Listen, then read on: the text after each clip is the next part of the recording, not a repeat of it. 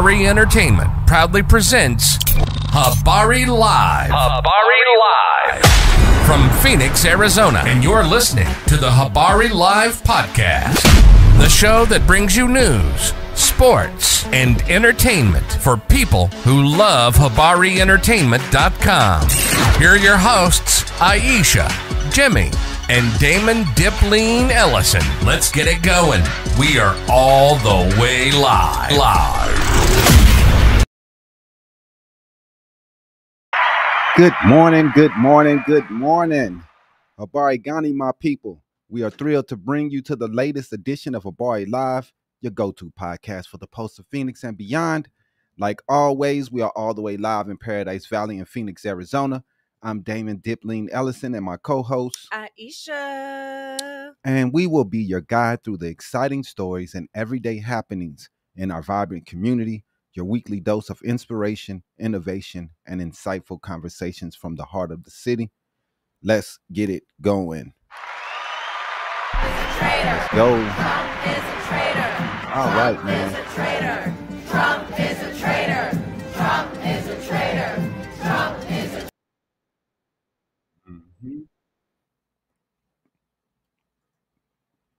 Yeah, so, welcome back. We just wanted to run that to let you know how people are feeling this week. What side of the bed they woke up on. People are sick of it, man. They're tired of it. People are over everything that's going on every day in the news. We have Trump running the entire news schedule. From day start to day end. We have nothing but Trump news, Trump this, Trump that.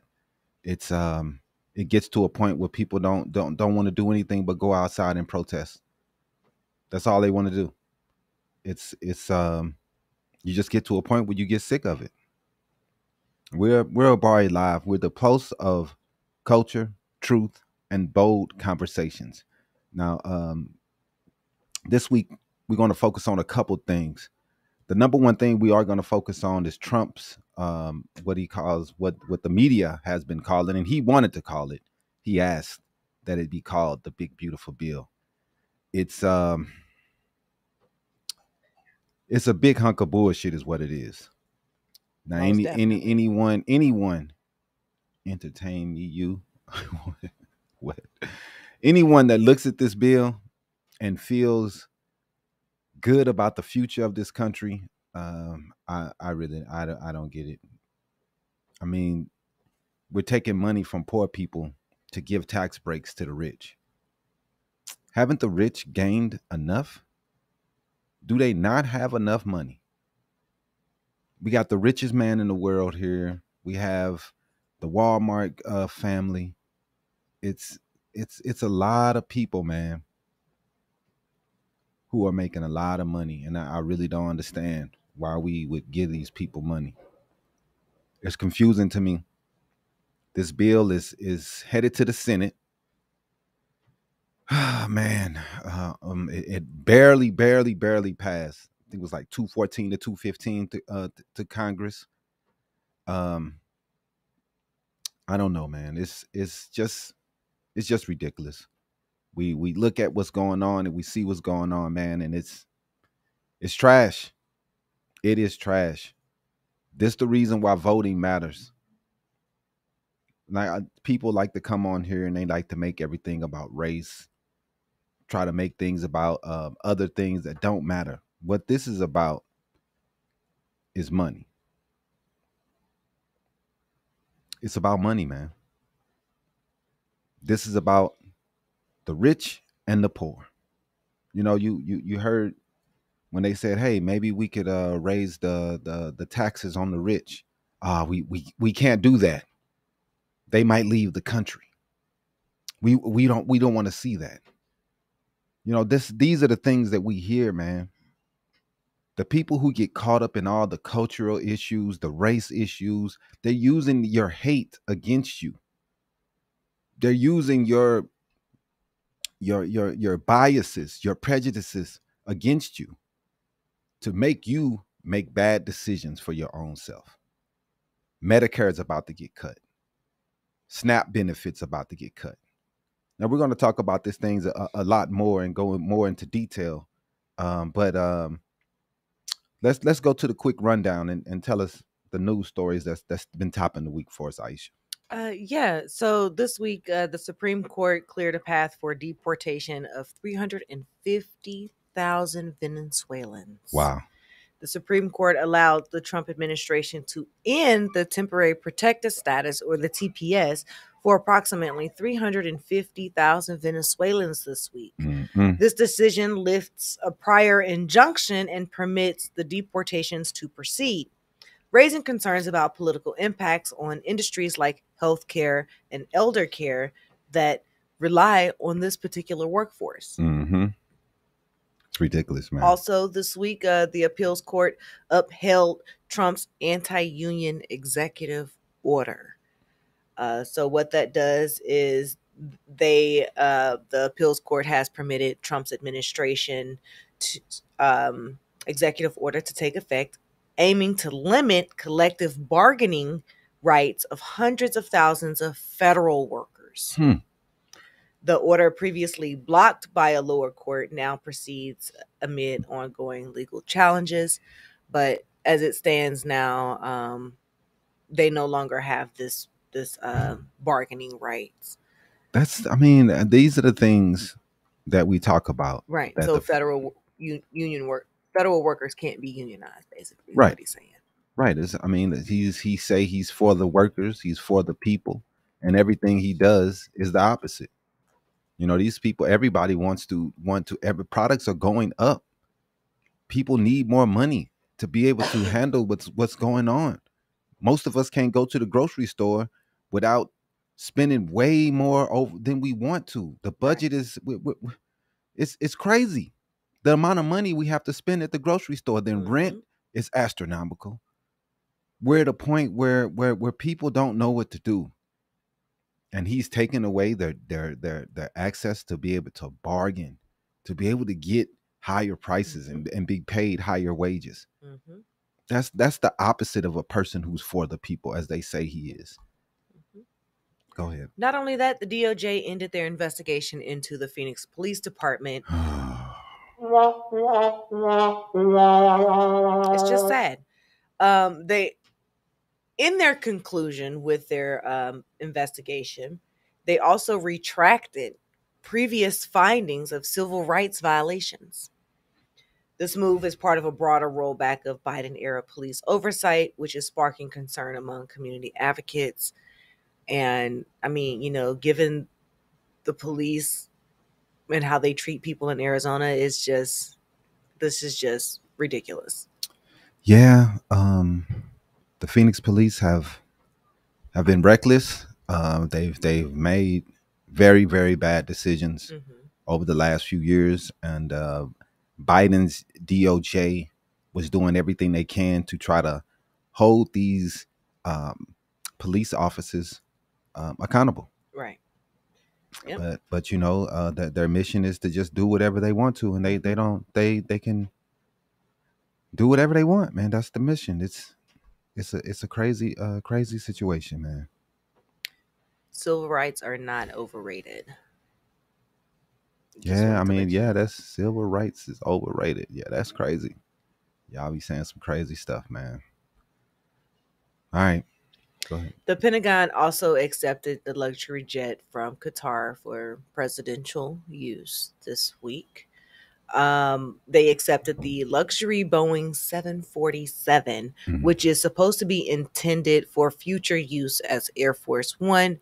We all know that it's going to take many, many years for them to strip this jet and rebuild it back up. But it's just wild. Could you imagine if Joe Biden took this jet?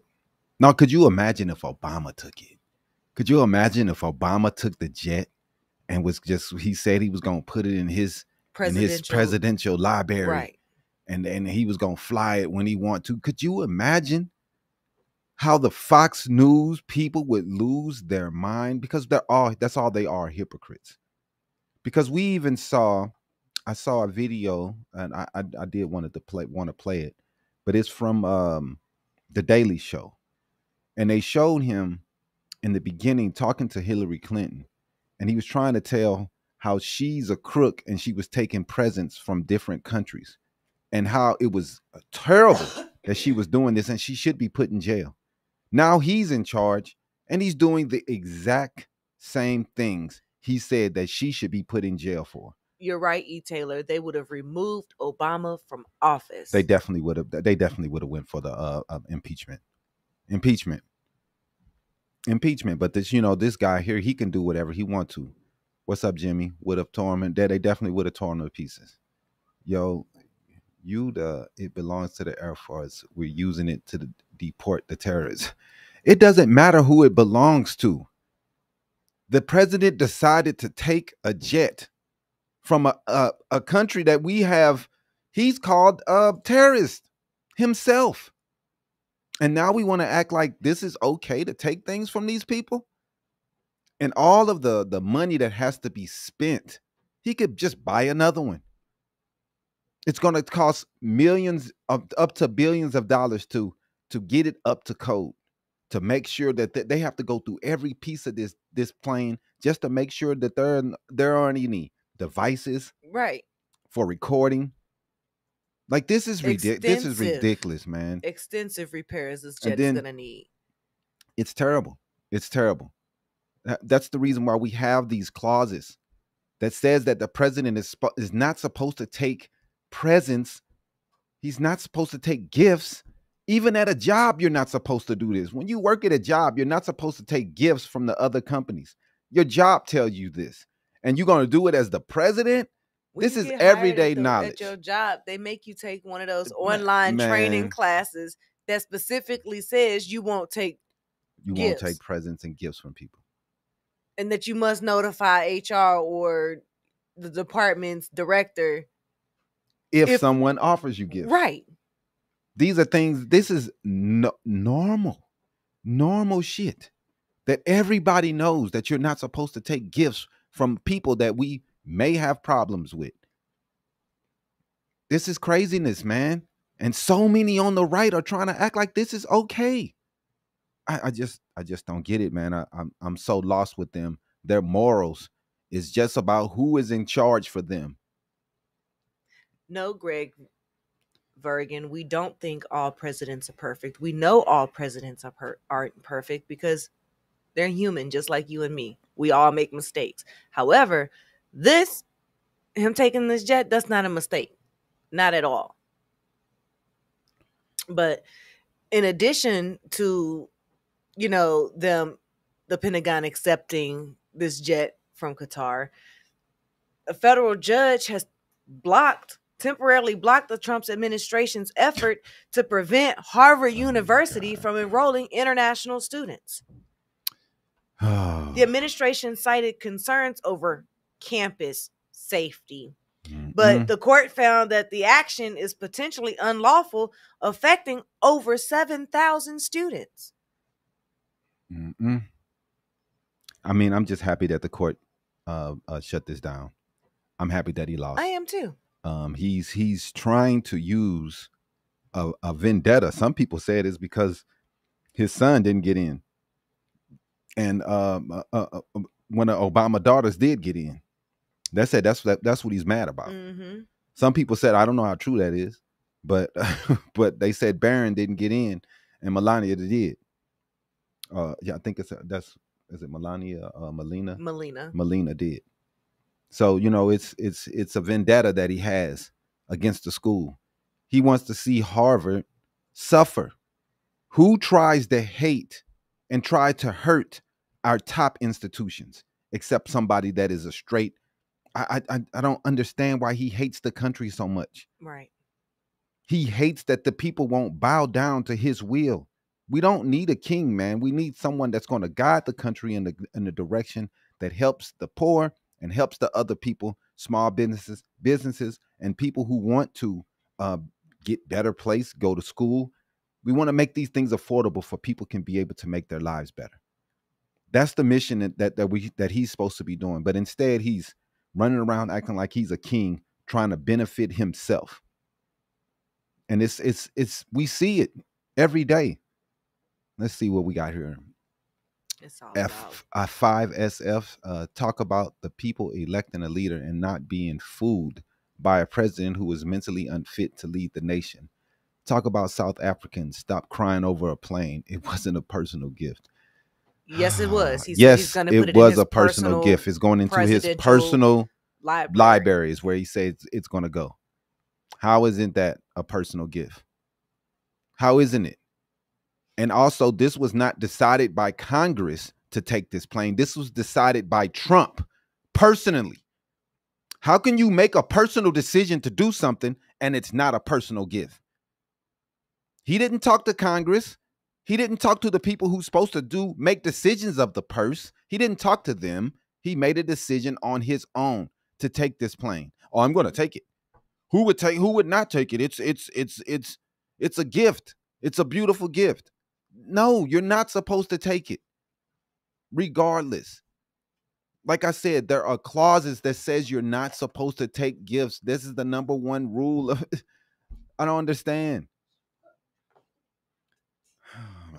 It's ridiculous. You do know misinformation will get you shut down. What misinformation? Please tell me what misinformation that we are putting forth.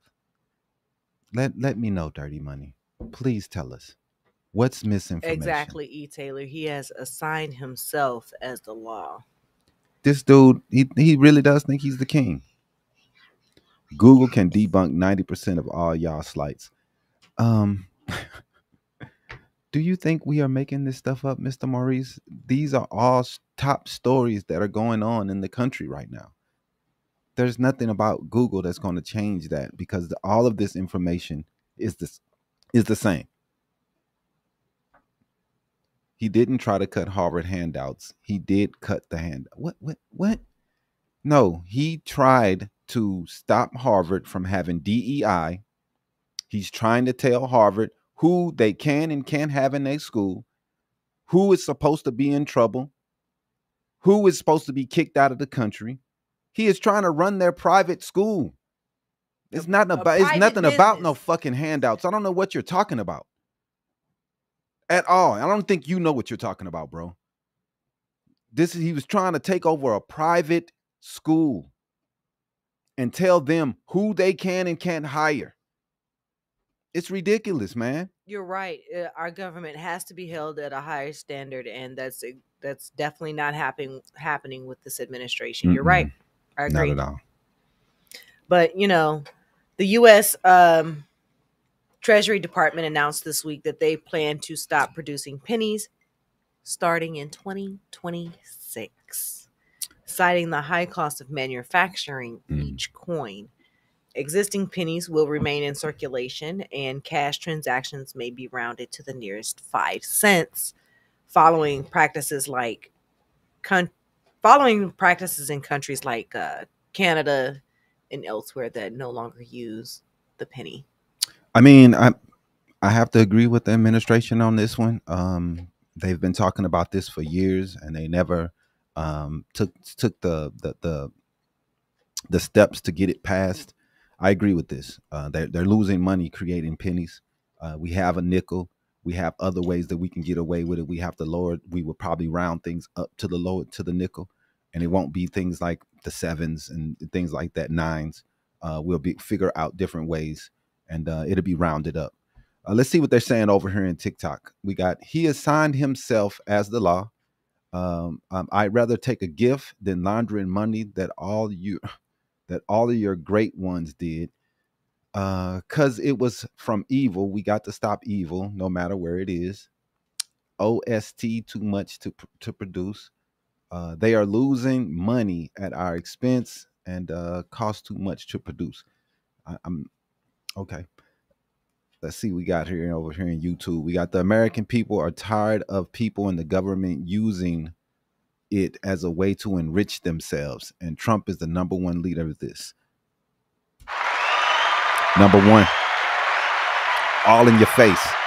And all these people talking about what Hillary did and what Obama did. And they hate all these people. But this dude has a coin that he's just selling off. He has other things that he's selling off to get access what citizenship he's selling off. Yep. This dude has so many products that he's selling online. He is selling the president's seat.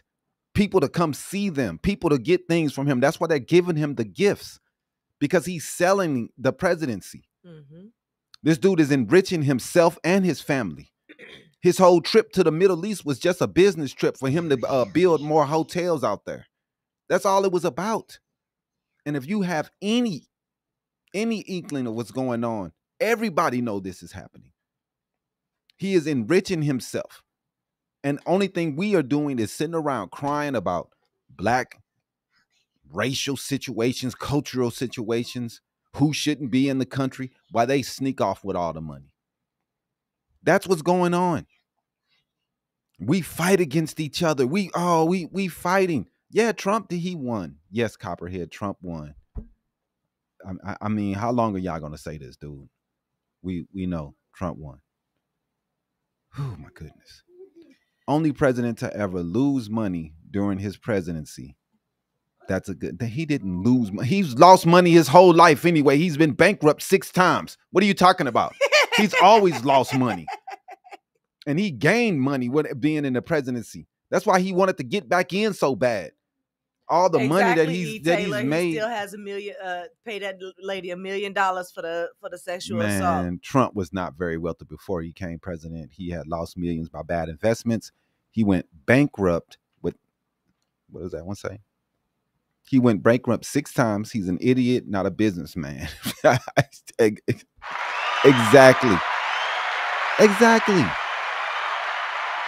And you know, I love it that the Republicans are always talking about liberal tears and more crying. Who cries more than the Republicans? Everything that happens, they are crying about. They're on James Comey this week. They're crying. Mm-hmm. They're crying about movies. They're crying about DEI. These people cry victim about everything. But then when they point the finger and call us the crybabies, but all they do is cry. That's all y'all do. You're crying about DEI. Oh, you're crying about the commercials having mixed people and black people in it. That's all you do is cry. Who is the crybabies? You are. The biggest crybabies I've ever seen in my life. Did you have any more? Lastly, Go ahead. A federal judge has ordered the reinstatement of nearly 1,400 education department employees who were dismissed as part of the Trump's administration's plan to dismantle the Department of Education. The court ruled that the mass layoffs were an overreach of executive power and lacked proper justification. That is right. And that's the thing, man. When your president is so ignorant that he can't figure out how to get bills passed that are going to work and the law is not going to strike down. How many of these executive orders that he put in place have been struck down by judges? And do you understand when these things have to go to court? This is tax money, our tax money that's being wasted on this bull because they couldn't fucking do some investigations and figure out which laws are fucking real and not. What things that the president can and can't do. It's unbelievable that this dude doesn't even understand how to be the president. Only thing you got to do is fucking follow the rules. He can't do that. Oh, we all said it in the beginning. You can't dismantle the Department of Education. It has to be Congress. He does it anyway. What happens? Now we got to go to court, spend all this money on the courtrooms to debunk this bullshit that he's doing. So what do? Now it's now he has to go back and rehire all the people that he fired. Right. He has to reallocate all the money that he took away. That is what's going on. As we sit around wondering what type of president we have, we see it. He's incompetent. He is incompetent. He cannot make a bill, an order that can pass the judges. And then they get mad at the judges and say that the judges, they can't rule. The judges can't make decisions for the presidency. They are an official branch of the government, you idiots. They act like this thing called checks and balances no longer exists in the government. No, it only exists for Democrats. Like every time a Republican president is office, checks and balances just goes out the window. Like, what is that? This president, we can do whatever we want. We rule the country. He's the law. He's the president. Mm-hmm. He's got full immunity. This guy said, what did he say? Donatelli 1K33 Gmail. You're so wrong in your statement to stop minting the penny. They truly did not teach about money. If you can tell us why you think that the penny should still be minted, hey, let us know. I like to learn. I've always heard that we were losing money to build to create that penny. Right, because I thought that So it why took would we 20 cents to create a single I'm not penny. sure. You might want to look up how much it costs. We were losing for every penny that we were creating. But if you have some reasons that you think that the penny still exists, let us know. We would definitely like to hear from you and what you think. I just thought that this is one thing that I thought I did agree with them on this because, like I said, I've always heard that it was we were losing money on the penny. So whatever though. Now we're going to talk about this. That's what you had. That was it. Yeah. We're going to talk about this this bill a little bit more and go a little more into detail on this bill, that this big ugly garbage busted bill that Trump has created. And today we're going to dive into the recently passed from Congress, at least, big beautiful bill, a sweeping tax and spending package championed by President Trump and narrowly approved by the House with a 215 to 214 vote. Like I said earlier, this bill is being hailed by its supporters as a major legislative victory, but critics argue it's a ticking time bomb for America's most vulnerable populations. So let's break down the key components of the bill and examine how they might impact low-income Americans. I mean, we already know it's going to hurt the people that's going to that are poor, because the number one thing he is doing is cutting the SNAP benefits, Medicare, the things that matter to people who don't have a lot. So the first thing we're going to talk about, how the tax cuts are favoring the wealthy. The bill extends the 2017 Trump era tax cuts and introduces new deductions for the rich, such as eliminating taxes on tips and overtime, which I do agree with those. While these changes may seem beneficial, the Congressional Budget Office, the CBO, projects that the bill would add $3.8 trillion to the federal deficit over the next decade. $3.8 trillion. Now, he said he was going to get in here and he was going to lower the deficit. He said that he was going to get the deficit down. He was going to do everything he can to get that down. But like always, the Republicans do the opposite. They've added more money to the deficit than anyone. Look over the history. Look when we had a surplus. Look at it. Back in the 90s, after Bill Clinton, we had a surplus because why? Taxes on the rich were higher. George Bush, he decided to get in there and lower the taxes for the rich. Obama kept those taxes in place, which I 100% disagree with him on that. 100%. Why didn't he remove those taxes? Who knows? There's one thing I definitely disagreed with Obama. The billionaires don't need more taxes. They're getting money. They're okay. They're fine. It's the poor people and the middle class that can't afford to buy anything. So why aren't we doing more to make sure that the wages of the middle class, why don't we get a middle class tax break? I mean, I don't understand. Why are y'all so for these people getting breaks when we're broke? Biden and Obama both kept these tax cuts in place. I wish they would have did more to remove these tax cuts. They have been killing the deficit for at least 30 fucking years. And we're not doing anything about it, and it's ridiculous. Go ahead. Yep. Moreover, the Tax Policy Center estimates that the top 20% of households will receive 60% Oh of my the total goodness. tax cuts, with over 1/3 going to those earning $460,000 or more. In contrast, households in the lowest 20% income bracket would see a modest tax cut averaging about $160, $160. which could shrink to just $60 when accounting for reductions in the Affordable Care Act premium subsidies. Cutting the Care Act. cutting Medicare. Cutting I mean, these are the things that people need. I don't understand what we are doing.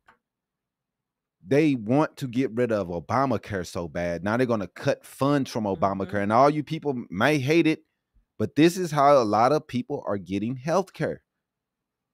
That is bad. So we're getting more cuts to social safety nets to offset the revenue loss for these tax cuts for the rich. The bill imposes stricter work requirements for Medicare and the Supplemental Nutrition Assistance Program, SNAP. The CBO estimate that these changes could result in 8.6 million fewer people having health coverage and 3 million fewer SNAP recipients each month. Yep. And these cuts disproportionately are affecting low-income Americans who rely on these programs for basic health care and nutrition needs. This is I just can't believe that people are with this, man. Your disabled people, veterans, elderly people. These people are being affected. They're going to end up being taken off of their benefits, cut off from their benefits because y'all want to give tax cuts to the rich. Y'all want to give the rich more money. Man, I don't get it, man. Let's go to one of the comments. LY, go to that LY comment there. Let's see. Taxes being very high for the rich will make for less jobs. They are not cutting Medicare. Get informed. Don't just spew hate for Trump and conservatives. I'm sorry, you are wrong. They are cutting Medicare. Read something. We're not just making this shit up. But I also want to say this. We had the best middle class in the 50s and 60s. When you people are hollering, make America great again. These are the years that you want to go back to. Look up how high the taxes was at that time. 80, 90% on the rich. Over $1 million. They were taxing these people at 80, 90%. That's when America was the best. That's what you say. That's what all of y'all say. That's when people were able to work at a factory for $25 an hour and they were able to buy a home, buy a house, take care of their children off one income. One send income. All the kids to school. They were able to take care of their kids, send them to school because the school's prices wasn't astronomical at the time. Higher taxes on the rich is the number one way to get things back to normal, remove the deficit, and help the lower class to be able to go to these schools. We need to make schooling affordable. Yep. Not less affordable, not tear apart the education, the programs that we put in place all these years to try to help all these people. Now tearing it apart is not going to help the people, the poor. The poor are going to commit more crimes if you're taking away their schooling and their access. You have to tax the rich more, period. I don't understand why all you poor people are for the rich. I don't get it. They have been putting jobs in place even when they were taxed at 80, 90%. They still were producing a lot more factory jobs than they're producing today. So obviously it was working. Casey Hardesty said that they're not going to touch Medicare. And I just want to go ahead and give you a quick rundown of everything that's being cut and what's being added in this tax bill, his big, beautiful bill, if you so wish. $300 billion cut from food stamps, SNAP. $500 billion cut from Medicare. Medicare, you hear that? $800 billion cut from Medicaid. That's your state health insurance, just so you know. $358 billion cut from the Affordable Care Act. They're going to cut taxes for the wealthy, which means give them a tax increase, basically. They get more money in their pocket. And then they're going to cut taxes on your tips, overtime, and Social Security for only 2 years. What they're going to add is $20 trillion to the debt. And they're going to add $3 trillion to the deficit. Yep. Just like Christopher says on TikTok, giving the rich more money and expecting them to invest and create jobs is trickle-down economics. Yes, and it is. We've never seen it trickle down, huh, Christopher? Never. It never trickles down. Somehow it just keeps staying in their fucking pockets, and we never get a dime. Yep. They are richer than they've ever been. We're going to have a dude that has $1 trillion. One stinking ass dude with $1 trillion. And we're okay with this? You know how much money this dude got so much money he can't even spend it in his lifetime. I just don't understand what we are doing as a country that we're okay with this. We should be taxing the shit out this dude. You got over $500 billion. You should be taxed the shit out of. Period. Trickle down economics, it's garbage. It's been garbage since the 80s. It was garbage in the 90s, and it's garbage now. We never see the benefit. The poor just sit around and get poorer and poorer. Products keep going. It gets higher and higher and higher. We can't afford a thing. We can't buy shit. He telling us, well, you will be able to buy your kid $3 instead of 30. Right. Why the fuck we gotta be the people that's hurt? Why can't you hurt the rich motherfuckers? Why are you hurting us, the people who don't have shit? Like, I don't understand the logic. Oh, well, the rich, they might leave. So since we can't afford to leave, we just get bent over. This is unbelievable that people are okay with this. We should be rioting in the streets. But we're not. We're okay with it. So temporary benefits with long-term consequences. The bill introduces expanded child tax credits, that's good, and Trump accounts for saving for children's future. For these benefits are set to expire in 2028, conveniently aligning with the end of Trump's term. Yep. So they're going to end those in 2028, the tax credit for the kids. I do believe in the tax credit for the kids. That's one thing I do agree on. Go ahead. But they reduced that tax credit for the kids. It's no longer $2,000. It's $1,000 now. But critics are also arguing that this timing is also politically motivated, providing short-term relief while leaving future administrations to deal with the fiscal consequences. And I just want to jump back over here to when you were mentioning when America was the greatest, right? When you were mentioning the taxes in America when it was the greatest time. Mm-hmm. The top individual marginal tax rate tended to increase over time through the early 60s with some additional bumps during the war years, right? The top income tax reached over 90%.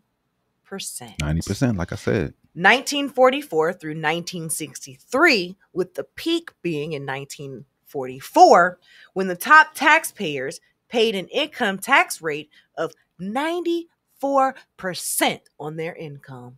Yep. 94%. So the next part they're going to talk about is increased defense and border security spending. So he wants to pack a lot more money. I think he said he wants to get up to $1 trillion in defensive spending, and they want to spend a lot more on the border. The legislation includes $350 billion in additional spending, with $150 billion allocated defense and border security.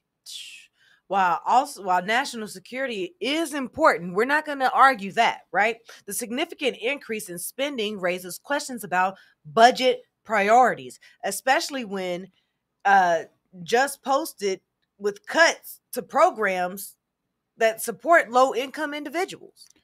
I mean, to see SNAP benefits being cut just to add more money to defense, losing Medicare and Medicaid just so we can put more money into the pockets of the rich, This is a horrible, horrible bill, and anybody with sense would see that this is really, really destructive.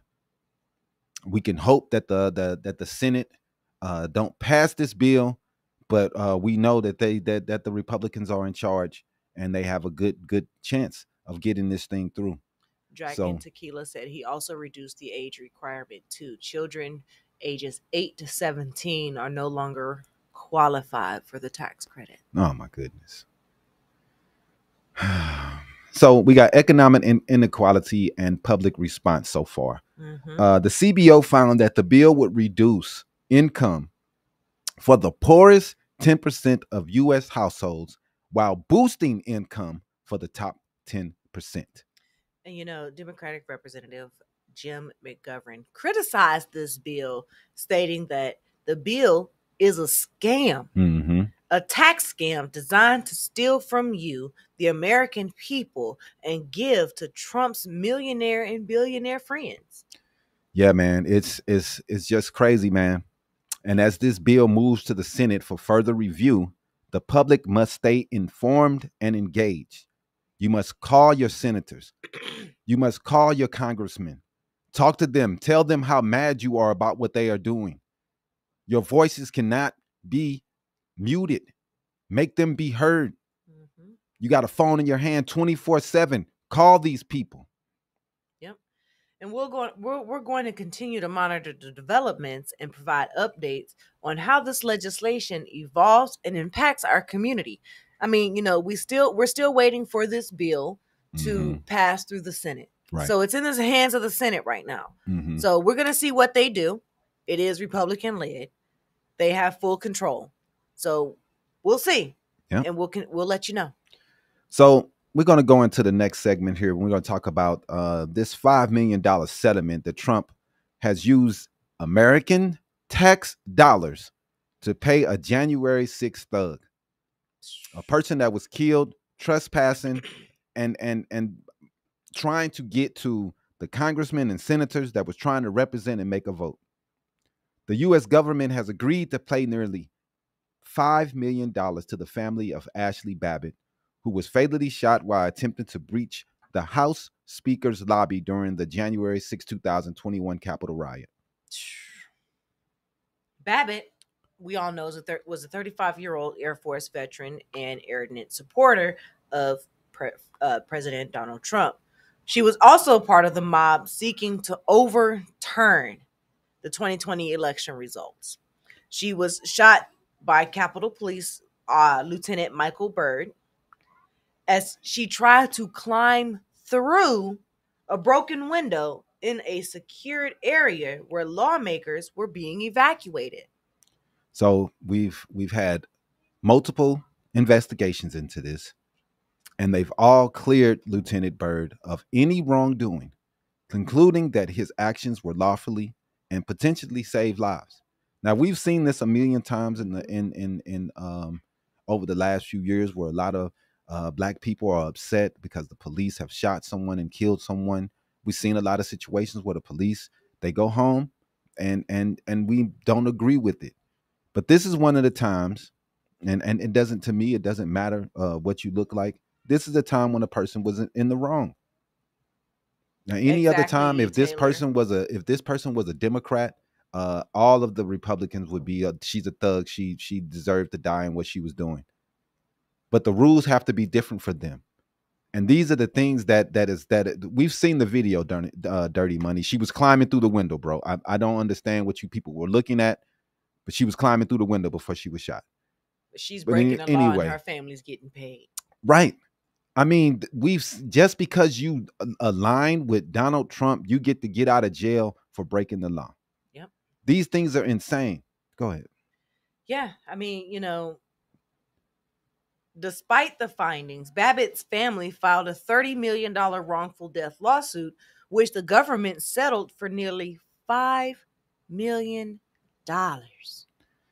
This settlement has been met with pure criticism, particularly from those who see it as a stark example of racial double standards in the U.S. justice system. Yep. Let's consider the numerous cases where unarmed black individuals were fatally shot by police officers. Mm-hmm. In many of these instances, the families received no settlement at all, and the officers faced little to no accountability. Little to no. And the contrast is striking. A white woman involved in an insurrection received multi-million-dollar settlement, while most black victims of police violence often struggle for justice. Yep.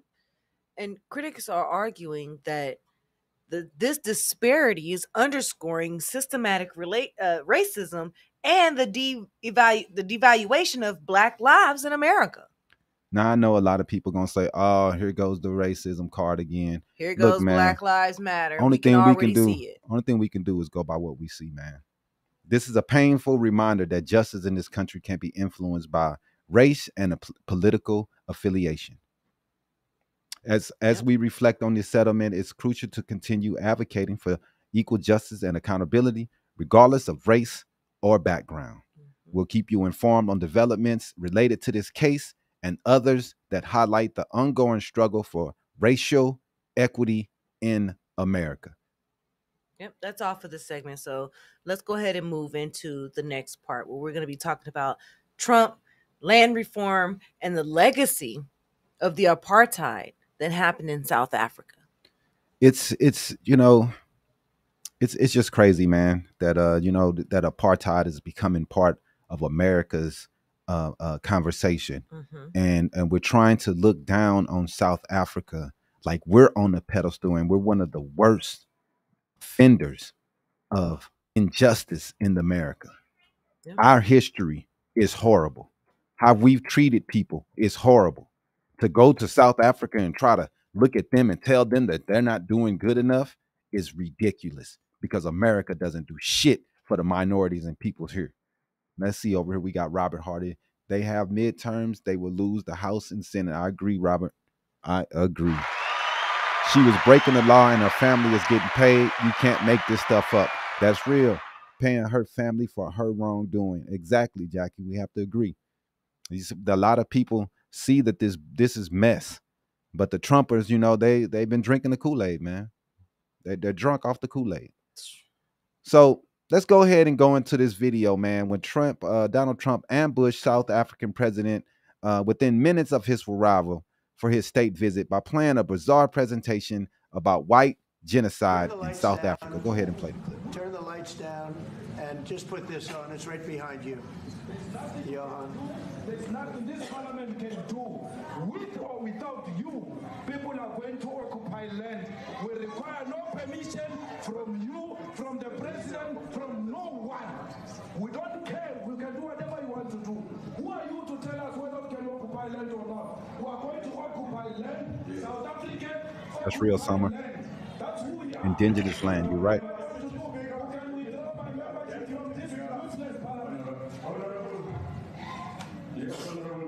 Must never be scared to kill.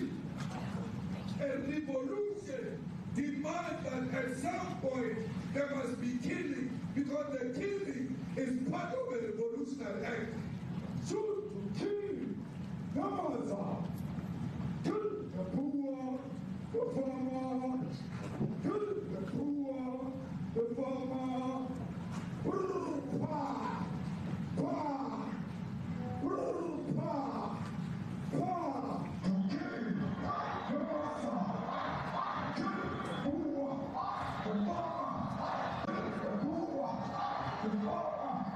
The man of DJ in PE is a white man. So these people, when you want to hit them hard, go after a white man. They feel a terrible pain because you have turned a white man. Not because Mashaba and Soli will not be touched. They will be touched. No one. But we are starting Africa to is falling apart without white. Goodness. Shoot to kill. No master. Kill the brewer, the farmer. Kill the brewer, the farmer. I can't believe he showed this whole video, man. Right. Oh my goodness, man. Go ahead, bring us back, man.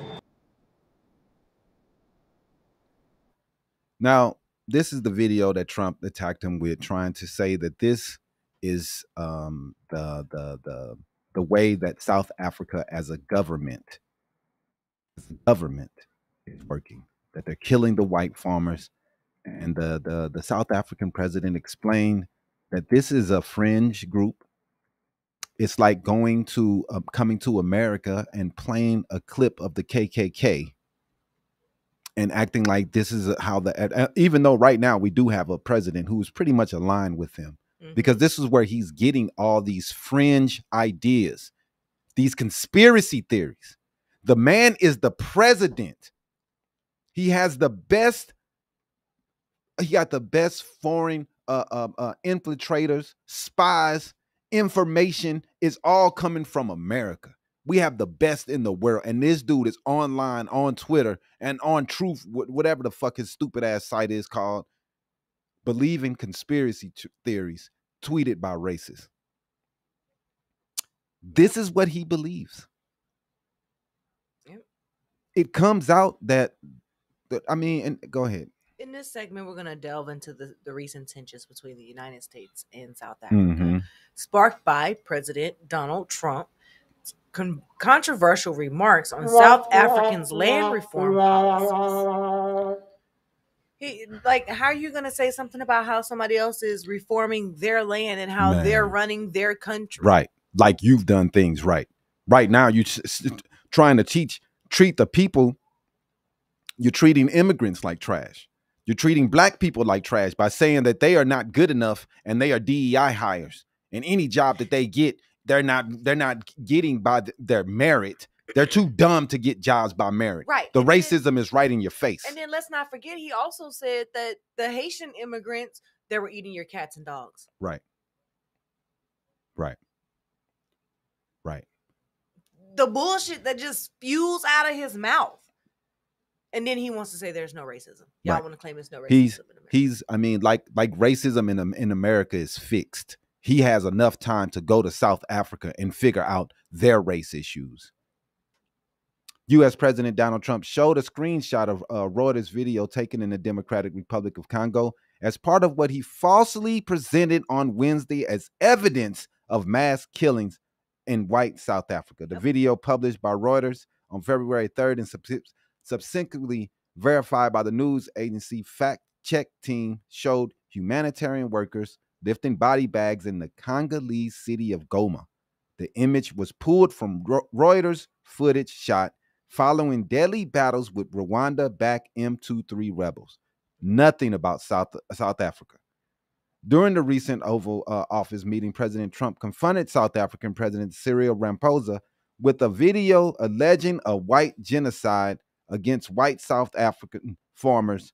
The video featured provocative imagery and unverified claims aiming to portray white South Africans as victims of systemic violence. Yep, and President Ramaphosa responded by emphasizing that crime in South Africa affects all of its citizens, with the majority of victims being Black South Africans.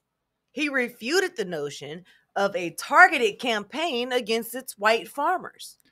Even in the murders that has happened on the farms, most of the people that have been killed on the farms are still Black. I know you guys want to be victims so bad. It is the new thing. White man is the victim, and he's going through DEI it's hurting us. Oh, we're getting our farms taken. It's so tough to be a white guy today. This isn't fair. We have to go point at somebody else. Look what they're doing in Africa. Like, this shit is getting ridiculous, dog. For real.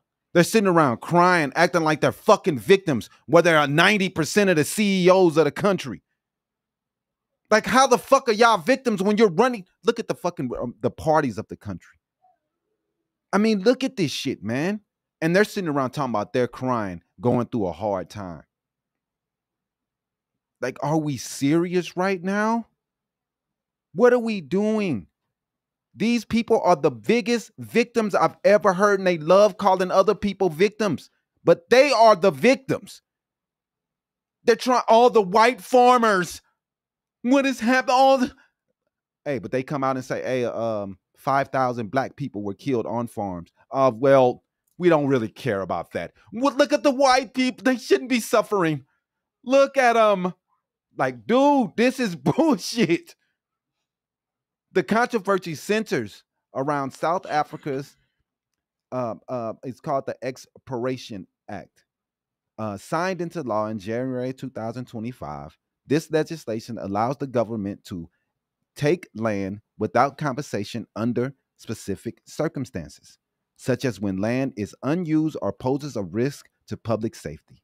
The act aims to address historical injustices of land disposition during colonialism and apartheid. See, I argued with a guy this week who tried to tell me that the white South Africans bought this land. No. Apartheid. They took the land. Was it like 1913? Yes, or they something took like the that? land and they made it illegal for black people to own land in their own country. This is what they did. No, we're not a fucking victim. We're telling you the truth. What happened in South Africa.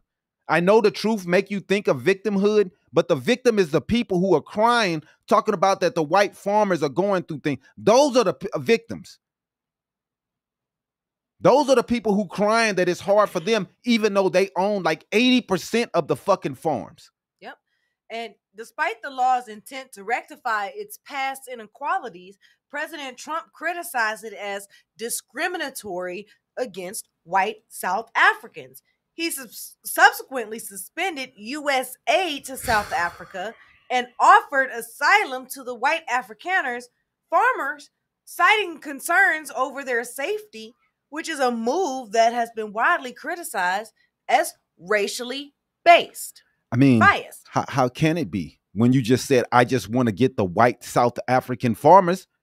I mean, you just picked out a certain group and you stopped aid to South Africa. They're having an uptick of HIV because they're not doing the test that they used to because they didn't have the money to get to be able to afford these things. Right. And America was helping out. We were doing everything we could to help this country who does have issues with money. They got all those rich people. You got Elon Musk, rich ass. He from there. He won't do shit to help. But the white farmers, oh my goodness, they're hurting. Get them over here. No, this is bullshit, bro. And all these racists sitting around trying to call me racist while the president is saying out of his mouth, oh, white South Africans are being hurt. They're being discriminated against. Man, dog, dude, this is bull. It's important to note that white South Africans, who make up about 8% of the population, still own 72% of the privately held farmland. In contrast, black South Africans, constituting nearly 80% of the population, own just 4% of the fucking land. And you trying to tell me that they're the fucking victims? They done took all the land for them. How the fuck is that okay?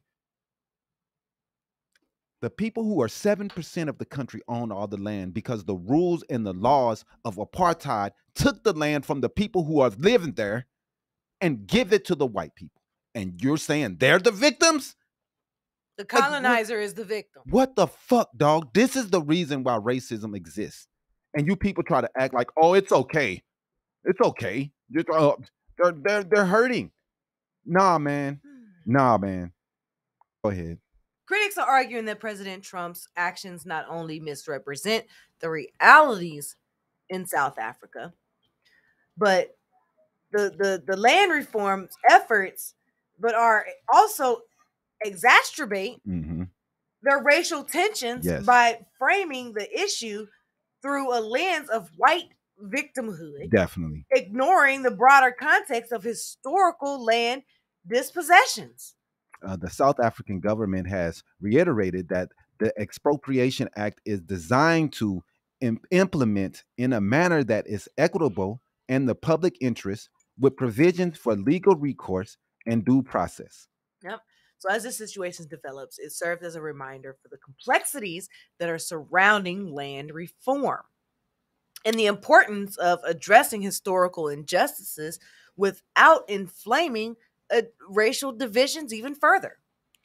Let's go ahead and play this clip of Victor Blackwell from CNN.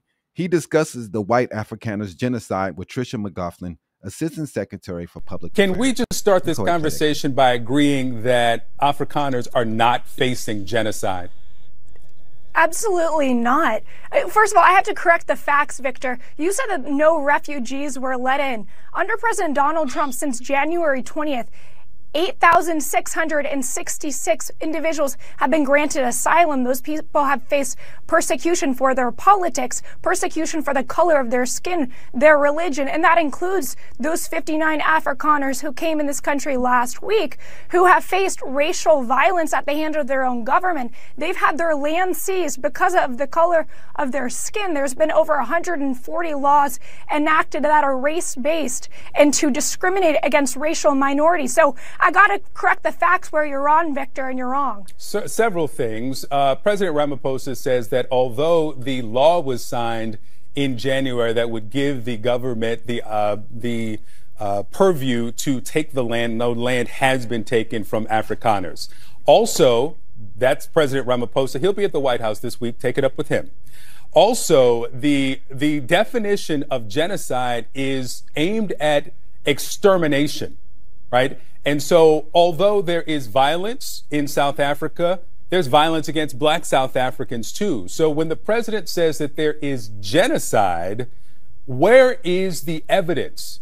The U.S. has not recognized officially genocide. The United Nations has not recognized genocide. And for the thousands of people who you say were let into this country who've been granted asylum, absolutely. I'm talking under the refugee resettlement program, which the president froze by executive order early in his administration.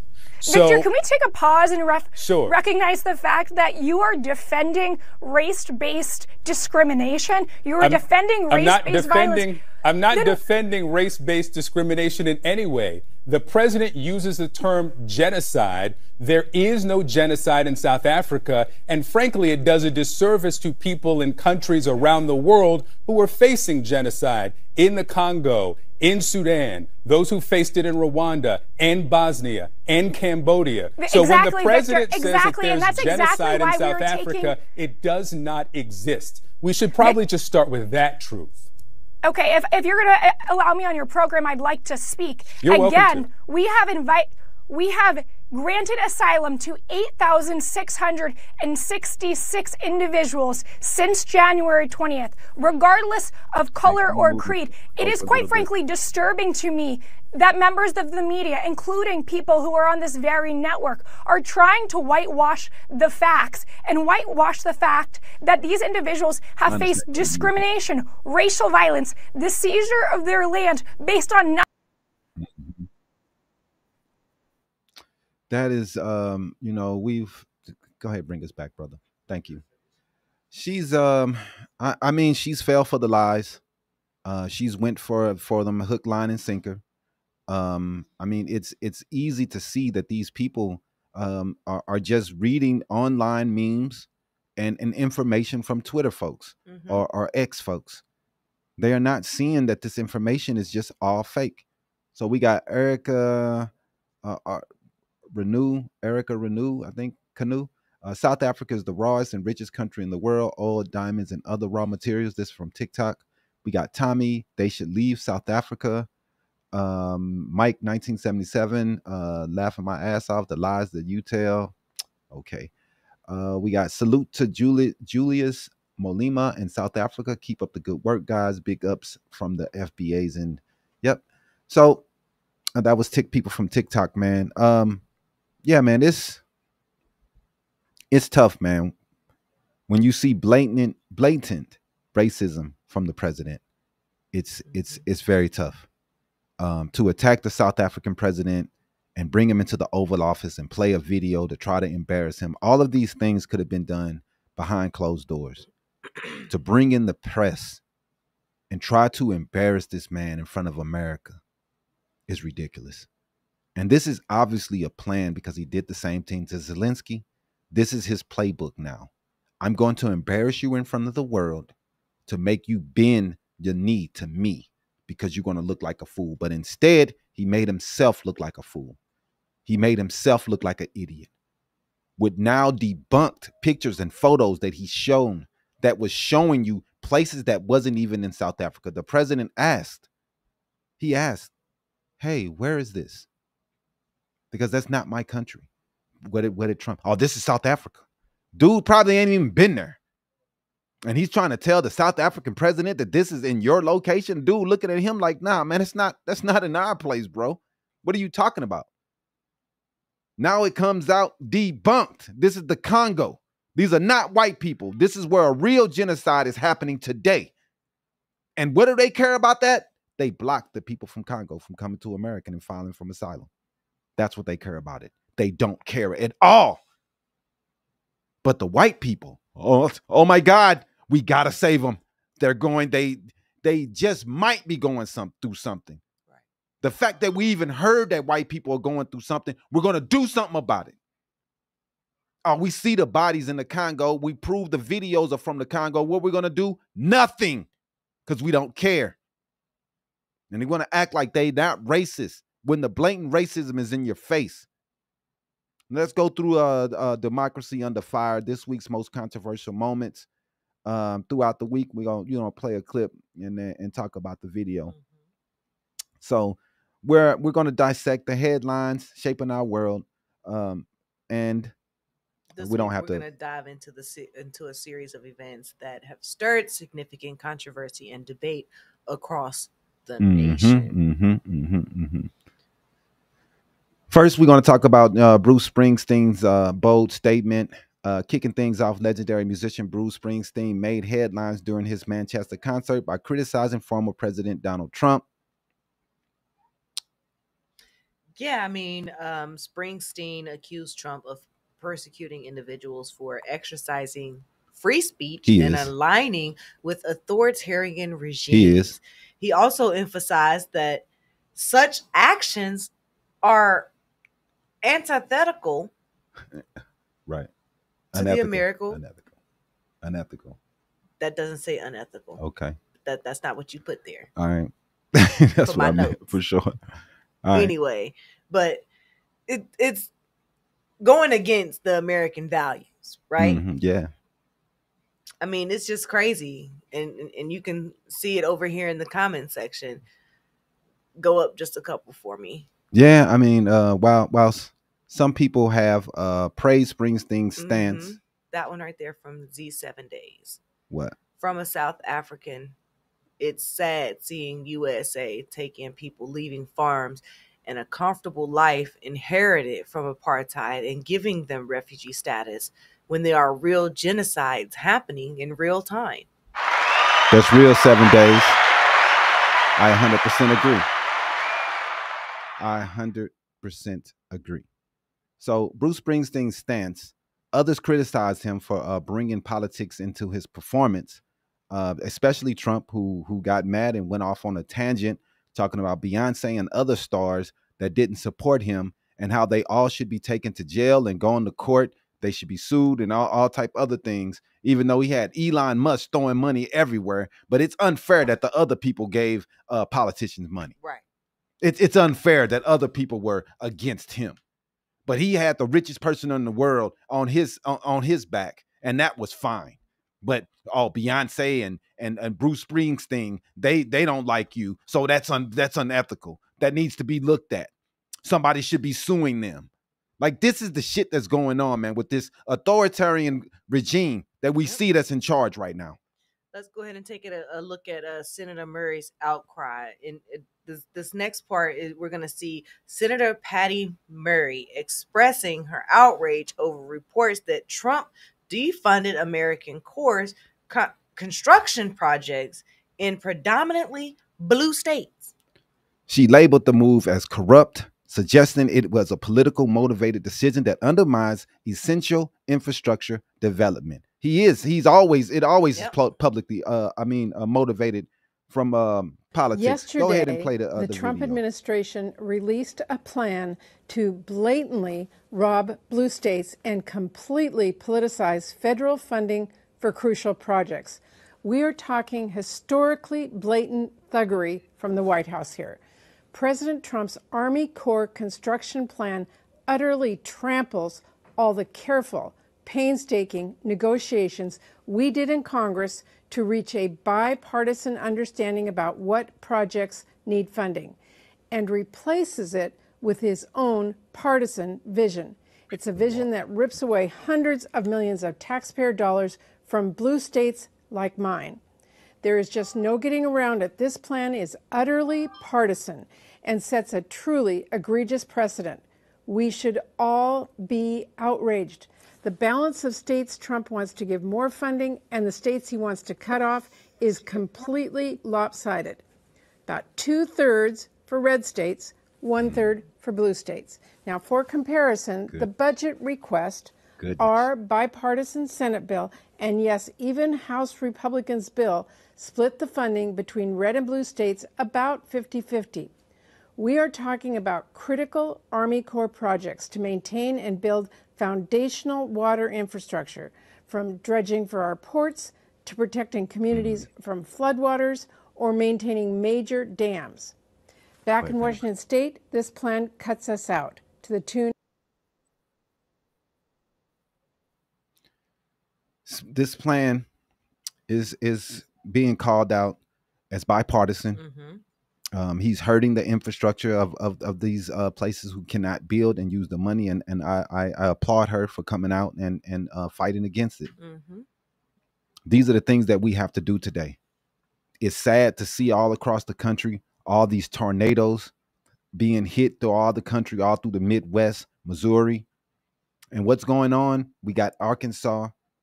He's not sending a dime. Arkansas asked for help. He said no. Huckabee used to be his press secretary. Still no. She's the governor down there now. No. So many people aren't getting the money that they need. FEMA is done. They're not helping anybody. All these places are hurting. And I don't care if they're red or what color they are. They still deserve help. Trump, he's golfing. He's golfing again. While all these places, you know, St. Louis just got hit. And he's doing nothing. Has said nothing. Nah, man, those people are crying. That's who's crying about it. The people of St. Louis and Missouri right now, they're hurting, they're crying, they're begging for help. The leaders are begging for help because they can't get a dime from FEMA. Hey, but this is what you voted for, right? This is what y'all wanted. This is what y'all wanted. So let's talk about Major Marjorie Taylor Greene. Her alleged incident. Representative Marjorie Taylor Greene is under scrutiny after a video surfaced showing her appearing to kick an 18-year-old activist during a confrontation about gun control. And this is from The Guardian. So let's go ahead and play that video. Gun violence. The Second Amendment. How does the Second Amendment prevent gun violence? You're the one that believes that the insurrection. Step out of the way. You're blocking a member of Congress. Excuse me, ma'am. You're blocking a member of Congress. Citizen talking to members of Congress. You can't block members of Congress. You literally cannot do that. We're literally unpaid. Man, was she saying that she was go ahead. Right. The activist claims that she was kicked while walking ahead of Marjorie Taylor Greene. Greene's office is denying any wrongdoing, of course, stating that the video does not conclusively show an intentional act. Yeah, to me it does. I mean, you can see Taylor walking behind her, and you can continuously see her looking down at this lady's feet to see when she's going to get the best opportunity to do what she did. Yeah, man. I mean, you can see her trying to kick the girl a couple of times, but you know, she was walking in front of her. We'll see. I just don't like the way she governs. I don't like the way she treats people. I just don't like the way you talk to people. I don't like her style. I just don't like it. But you know, she did, like you said, she did stop walking in front of her, and she did slow down. We see it on the video. It wasn't like She just karate kicked her, like she stepped on the back of her heel. So to me, it's kind of a nothing burger. But we'll see. We'll see what happens. But I don't think this will go anywhere. I don't. But this week we were listening to Elon cry about his life because he's given so much money to politics. He says he's going to stop giving money and he will not give so much money in the future. Even though it's too late for a whole bunch of people that you got fired and a whole bunch of people who lost their jobs. At least the Department of Education will be getting their jobs back. But a lot of people are hurting because of the richest man in the world decided he wanted to become a politician for a couple months. And he gets to go back to his rich life while all these other people get to go to the unemployment line. Now, how fair is that? The richest man in the world gets to come in and make decisions for middle class and poor people and throw them out while he collects more money and figures out ways that he can get his pockets fatter. That's what's going on, man. And you think we care about you coming onto camera crying because things didn't go the way you thought it would go? The minute you said you were going to the right and leaving anything that had to do with the left, I knew that you were making a mistake. Republicans don't care about their environment. They don't care. They do not care. You heard them drill, baby, drill. They will drill. They do not care if the world blows up from an earthquake. They don't care if the skies are black from oil. They don't care. They don't give a fuck about their environment. And you're going to run to their side because of some cultural issues because you hate your fucking daughter because she decided she wanted to be trans? This is the shit that we're dealing with in this fucking country. They don't want your fucking cars. They don't care about electric cars. They hate the environment. They hate it. They do not care about this fucking planet. Only thing they care about is being in charge and being able to shit on other people. That's all they care about. How many other people can we shit on? Because they don't care about this fucking planet. Now, Musk thinks that his gesture that he did during the election is one of the things that hurt him. Yes, your gesture, it definitely hurt you throwing up the Nazi symbol, the Nazi salute. Definitely hurt you. Elon, he faced backlash after making the gesture during the inauguration that some interpreted as a Nazi salute. Most. Musk dismissed the accusation, stated that the gesture was misinterpreted and that he never intended any harm. How did you intend any harm when you got all these people fired? How didn't you do that? How didn't you know what you were doing when you were firing all these people for you can save a couple dollars in the government? Then you look at the budget and the deficit and it's not even going anywhere. So all these people were fired for nothing. All these jobs were diminished and it just taken away for nothing. How fair is that? Why you get to sit around in your $1 billion homes?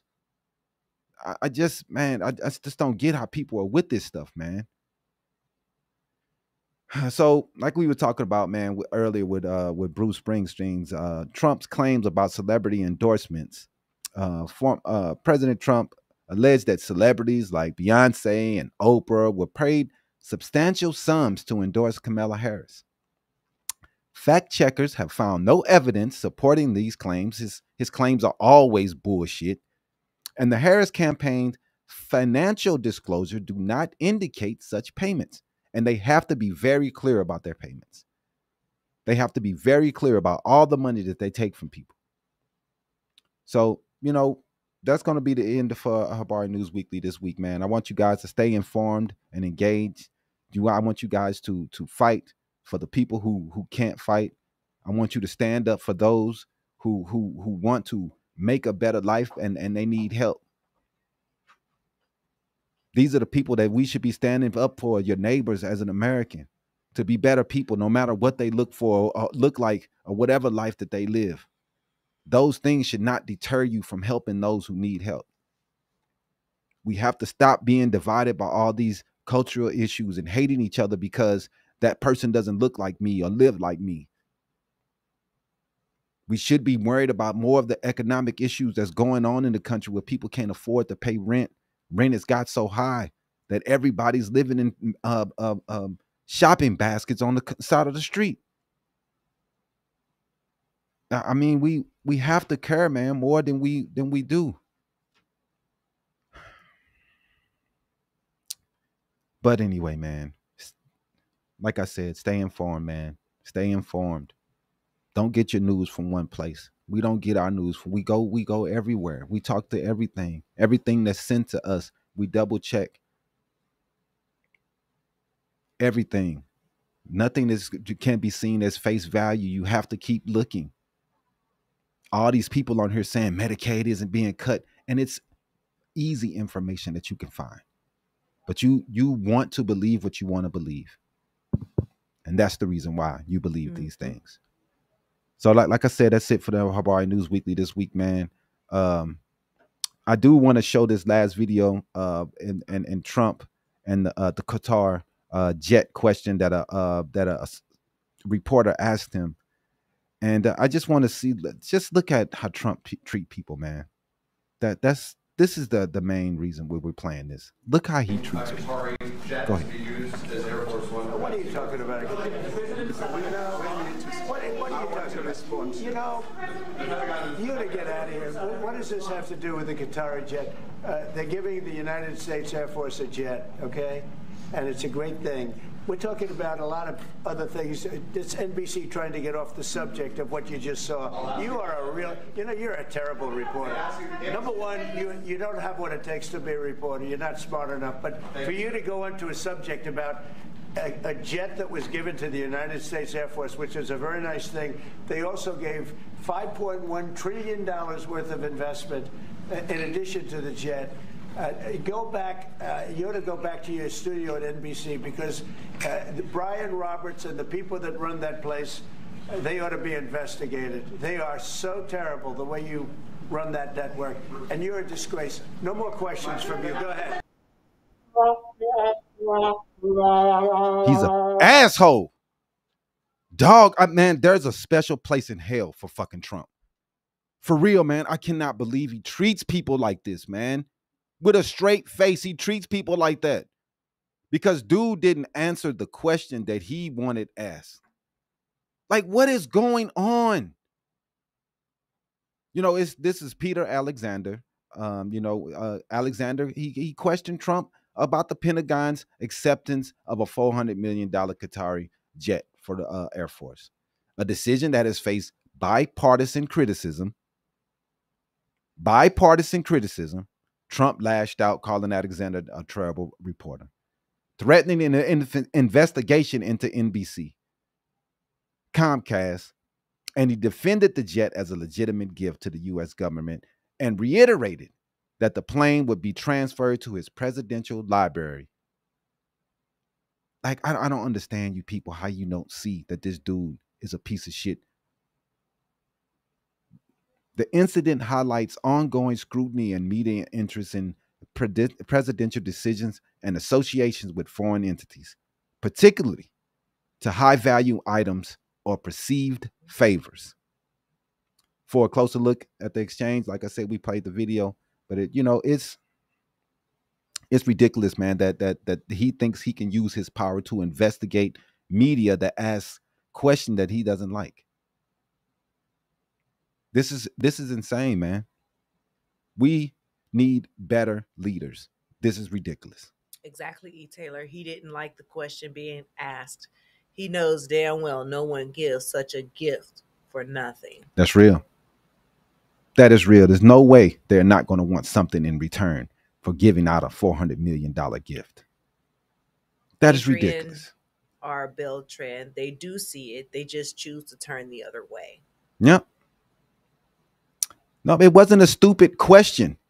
When it's something that he's taking from a foreign country that he called terrorist. It's a very, very legit question. Adrian said she heard that he asked for it. He asked for what? The jet. He probably did. He's going around begging the world to give him stuff. You know what I'm saying? Let's play this clip from Jasmine Crockett. That's why they hired everybody from Fox, because all they're trying to do is put on a show. Yep. I want us to refocus our attention to the American people and stop demonizing every person that ends sure up I in talked ICE about the fact custody. that Go you ahead had and play that. credentials and you've actually been in this space. That was not normal. And the idea that they would somehow say that it's their colleagues that were the ones that were driving it, which is why I made sure that I showed video footage of Representative McIver very calmly telling them why she was there. And frankly, it is sad that we do have to go through this kind of political theater because, listen, we all know what it is. That's why they hired everybody from Fox News, because all they trying to do is put on for a show. This is not the Apprentice show. This is supposed to be about the American people, and I want us to start to refocus our attention on the American people and stop demonizing every daggone person that ends up in custody of ICE, because they are not necessarily demons just because ICE decided to round them up. So thank you for your testimony. Can I answer that question? No. The gentle lady yields back. Good. I respect what she's doing out there, man. And the fact that they're demonizing every person that ends up in ICE custody, they treating every citizen, every person that has come to America as a migrant to try to work here and become an American the way it's been for the last 400 years. And now they're just arresting anybody who's come here, trying to go to school, trying to better themselves, trying to become a part of American society. And we're just kicking them all out and throwing them out. People who haven't committed crimes, people who going to school and just maybe didn't agree with the Jews are doing and killing all the people in Hamas, and not Hamas, in what the hell is it, in Palestine. Yeah, all the people that's being killed out there. A lot of people disagree with it, and a lot of people were students, and they get kicked out of the country because they don't agree with genocide. Like, what is going on? This is supposed to be America. And these people are saying that freedom of speech is supposed to be the number one thing that they're fighting for. They're talking about X is great because it fights for freedom of speech, but the only thing you guys are fighting for is to say the N-word. Anything that goes against you, you're mad about. They're trying to take it down. Elon is taking it down. We have to quit it, man. We have to be better. Until next week, we're gonna let's go and we're gonna talk about more news. But let's end off the show with the last couple of segments, like always, with sports and comics. Let's get straight to the books, man.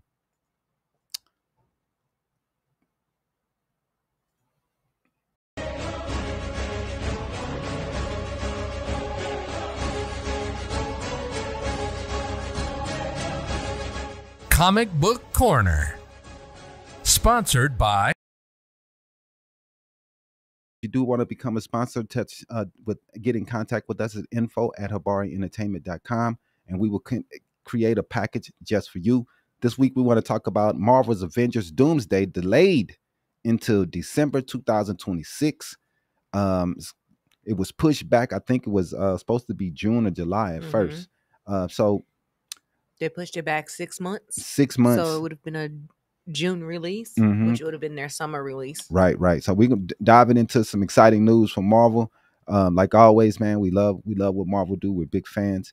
Marvel Studios has officially announced that the Avengers Doomsday will now hit theaters on December 18th, 2026, moving from its original May release date. Oh, it was May, my bad. This shift allows the creative team more time to develop what promises to be one of Marvel's most ambitious projects since Endgame. The star-studded ensemble, the film boasts an impressive cast, including Robert Downey Jr. Returning as Dr. Doom, Chris Hemsworth, Florence Pugh, Vanessa Kirby, and many, many more. Many more, man. It's going to be a huge cast, man. It should be very exciting. Right. So, it's a reunion of fan favorites and a few new faces, promising a dynamic and thrilling cinematic experience that we've never seen before. Yeah, man. The Russo brothers, known for directing Infinity War and Endgame, are back at the helm for Doomsday. Their return signals Marvel's commitment to delivering a high-quality, epic narrative that fans have come to expect. And so what's going to be next for Doomsday? Following Doomsday, Marvel plans to release Avengers Secret Wars on December 17th of 2027, which will be continuing the saga. Go ahead, read the next one. With these releases, Marvel is also setting the stage for an exciting new chapter within the MCU. It should be exciting, man. I'm really excited about everything that they're doing with Doomsday and Secret Wars. We're going to be pumped about watching these movies, and it should be very exciting year coming up. We got the Fantastic Four. We also have Superman coming out. I'm not a big, huge DC fan, but it might be something I might check out. But that's all we wanted to talk about today for Comic Book Corner. Let's run into the next one for sports. Definitely.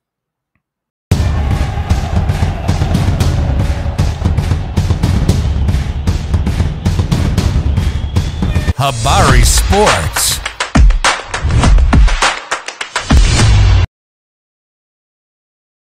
Yo, welcome to Habari Sports, where we bring you the latest and most exciting updates from the world of sports. I'm your host, Damon, and today we're diving into the thrilling action of the 2025 NBA playoffs, man, where a lot of things have not went the way that all the media and all the sports people were saying it was going to go. So many people had the Lakers, so many people had the Timberwolves and Boston, all those teams don't look too good right now, especially the Timberwolves. They're down 0-2 to the Thunder. They lost both games in Oklahoma City. They let them take a commanding 2-0 lead over the Wolves in the Western Conference Finals. It's definitely looking like the Thunder are going to represent right now. In Game 2, Shai Gilgeous-Alexander, fresh off receiving the NBA MVP award, delivered a stellar performance with 38 points, leading the Thunder to a 118-103 victory. Jalen Williams contributed 26 points and 10 rebounds, while Chet Holmgren also added 22 points. Tensions flared up late in the game when Minnesota's Jaden McDaniels committed a flagrant foul on Gilgeous-Alexander, reflecting the Timberwolves' mounting frustration of the fouls that Shai Gilgeous is getting. He's just getting a lot of fucking fouls, man. And a lot of people are complaining about it online. You can tell that Minnesota is getting really, really frustrated with the fouls that Shai is getting. Me, myself, man, it's hard to watch bro play, man. I like that he goes to the hole. I like that his moves, it reminds you a lot of Kobe. But the fouls, man, the fouling, he just falls everywhere. Like if you touch him, he just falls. Every time you look at him, he's struggling. And like dog, I really, really dislike bro game and trying to get these fouls. I wish that he would do something different. I do not like how he's doing these fouls, man. It's really whack, man. It's turning a lot of people off. And bro, he's a good player. He's gotten better and better and better and better. But I just, the foul hunting, man, it turns you off. And it almost makes me not even want to watch OKC play.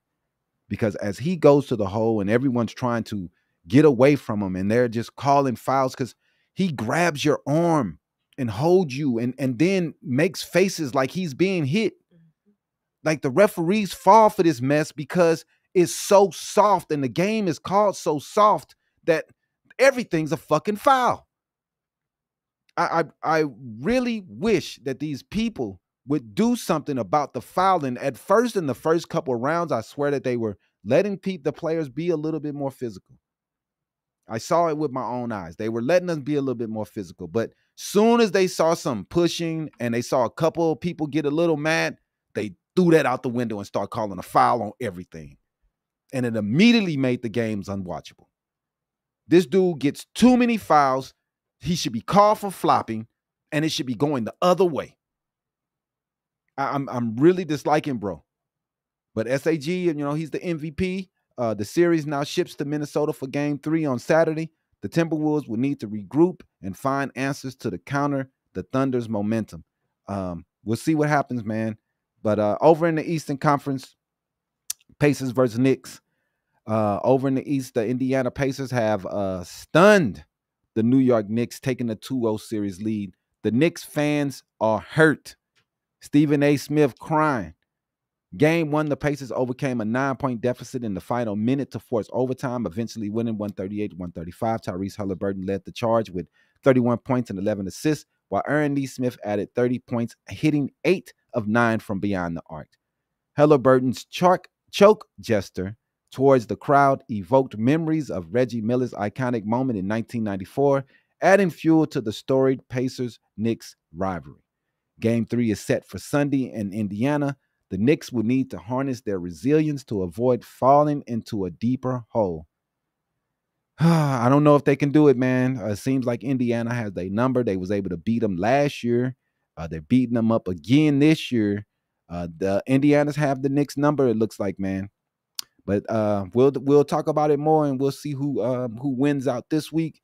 But that's all for today's NBA playoffs updates on Habari Sports. Stay tuned for more coverage as the postseason drama unfolds. Until next time, keep enjoying the game. Habari Ghani. Peace.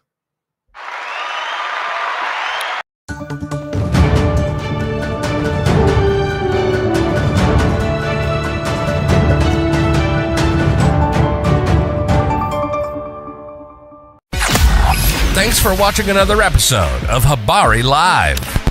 Make sure to subscribe to our YouTube channel and get updates on news, the podcast, and more. Follow us on Facebook and Twitter. And don't forget to visit www.habarientertainment.com. See you next week. Peace.